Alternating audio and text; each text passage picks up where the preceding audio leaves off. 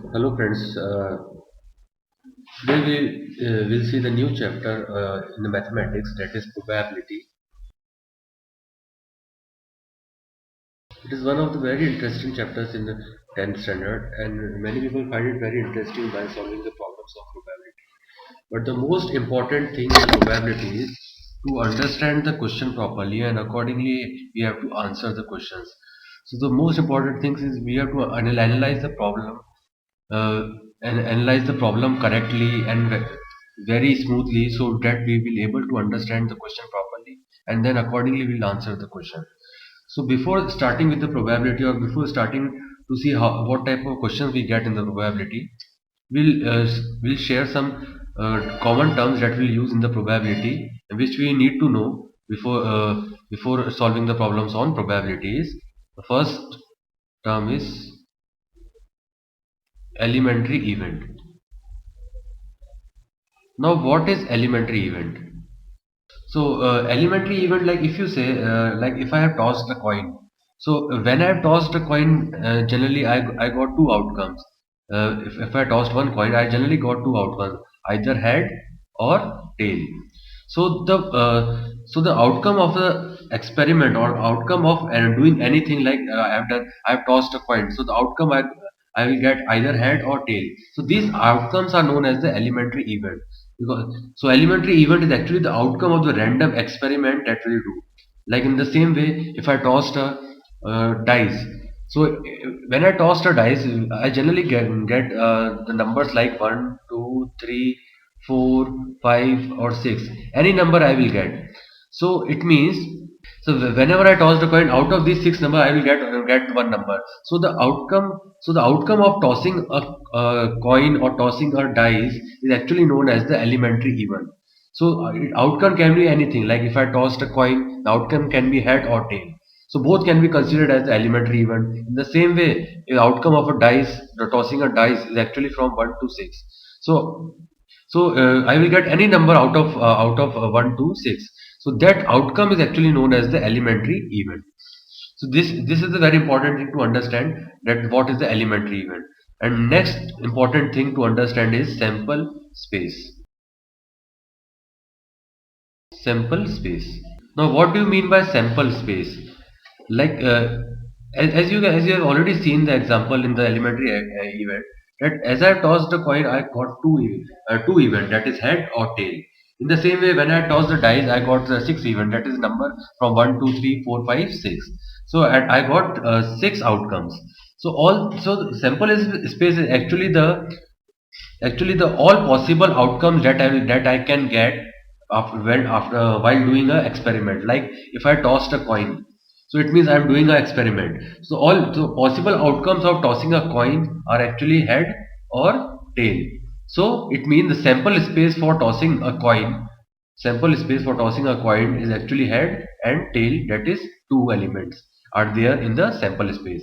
In the same way, if I tossed a dice, so when I tossed a dice, I will generally get the six numbers out of 1 to 6. That is 1, 2, 3, 4, 5, 6.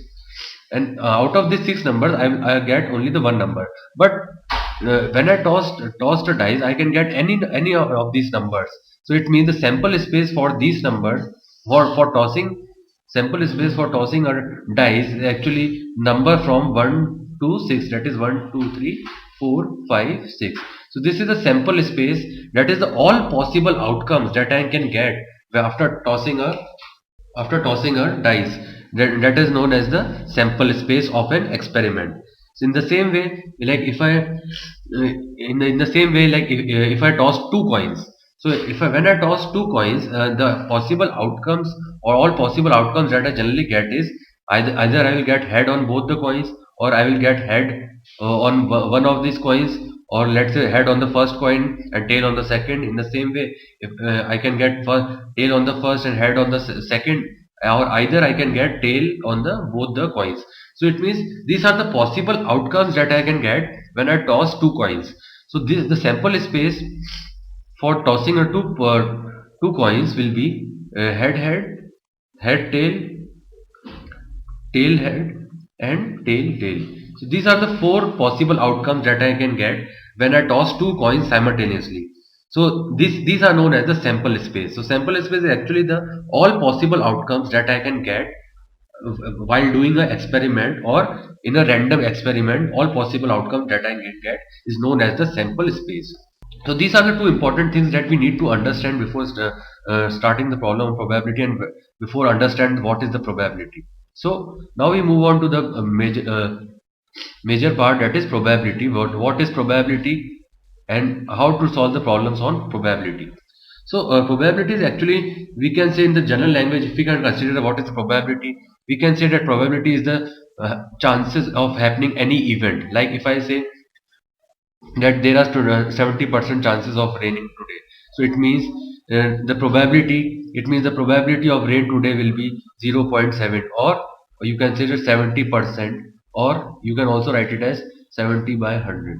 So this is actually the probability or the chances of rain today. So in the same way, if I ask like what are the chances that there will be no rain today, so chances of no rain today will be like, we have already seen the chances of rain will be 70%. It means there are 30% chances that there will be no rain today. So it means the chances of or probability of not raining today will be 0.3, or we can say that 30%, or we can also say 30 by 100. So these are the probability. This is known as the probability or the chances of happening any event. This is probability is actually the chances of happening any event. And how to find out the probability is, for finding out the probability, we generally use the formula, that is probability of happening of an event A. PA represents that it is the probability of happening an event A. So this can be represented as P of A, that is probability of happening an event A. And how to find out this value of this probability of happening an event A will be, there is a formula for that, and formula is probability of happening an event A is equal to total number of favorable outcomes, whole divided by total number of possible outcomes. So this is the formula we generally use for finding out the probability of any event. Let's say in this case we have taken the event A, so probability of happening an event A is actually equal to total number of favorable outcomes. Favorable outcome means the outcome which we require, or which is asked in the question. So that is the number of favorable outcomes, and divided by the total number of possible outcomes. That is, we can say that that the elements in the sample space is actually considered as the number of possible outcomes. So when we divide these two things, we'll get the probability of happening any event. Like if I take an example, like if I say that what is the probability of getting head when I tossed a coin. So it means when I tossed a coin, the sample space for the tossing a coin will be head or tail. That is, there are two elements in the sample space of tossing a coin. So I have to find out the of getting probability of getting head. So how to find out the probability of getting head will be, out of these two outcomes there is only one favorable outcome, that is, there is only one outcome that I require, that is head. So there is out of these two outcomes, I have the possibility of taking only one outcome, that is of my favorable outcome, and divided by the total number of possible outcomes means there are possible outcomes means there are number of elements in the sample space. So as you can see that the number of elements in the sample space are two, that is head and tail. So number of possible outcomes that I can get when I tossed a coin is actually equal to 2. So probability of getting head when I toss one coin will be equal to 1 by 2. In the same way, if I have to find out the probability of getting tail, so it will be again, it will be equal to 1 by 2, because my favorable outcome is 1 and the total outcomes, that the total possible outcomes will be 2. So probability of getting tail is again 1 by 2. In the same way, if I take let's say if I take a dice, and if I tossed a dice and I will say that what are the probability of getting an even number when I tossed a dice.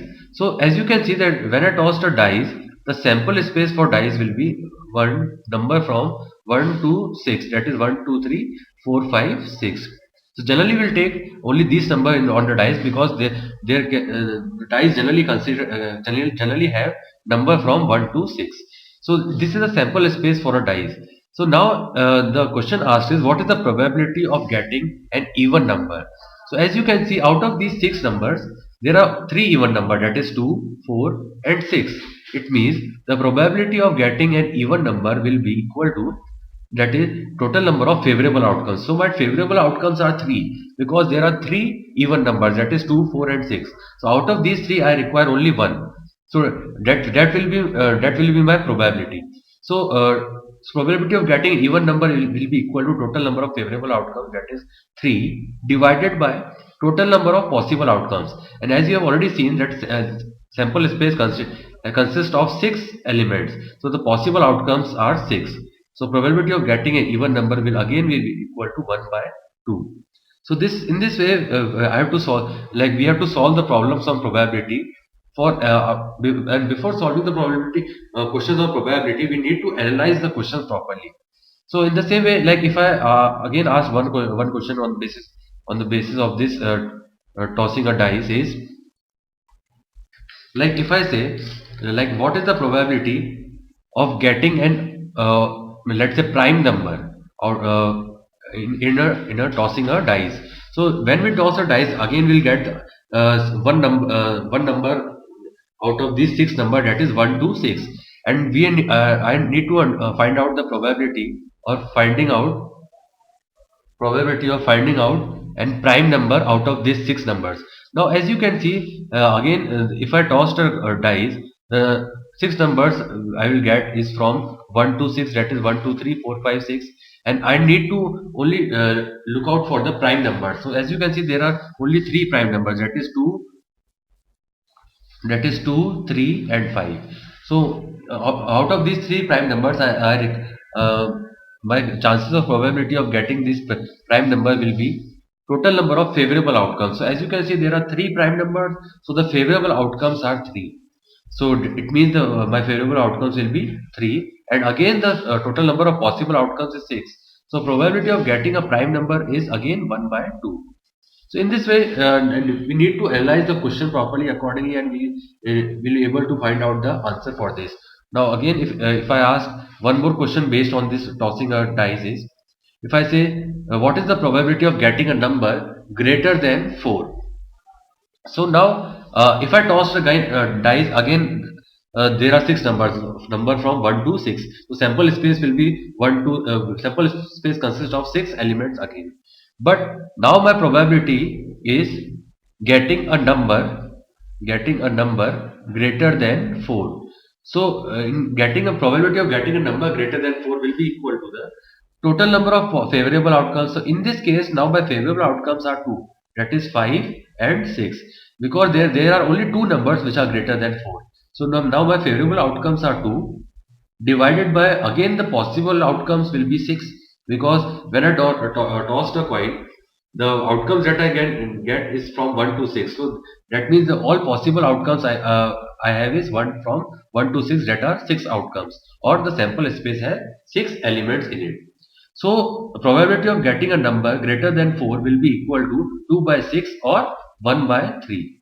So in this way I can find out the probability of anything that is asked based on this dice, or based on this coin, or anything like based on the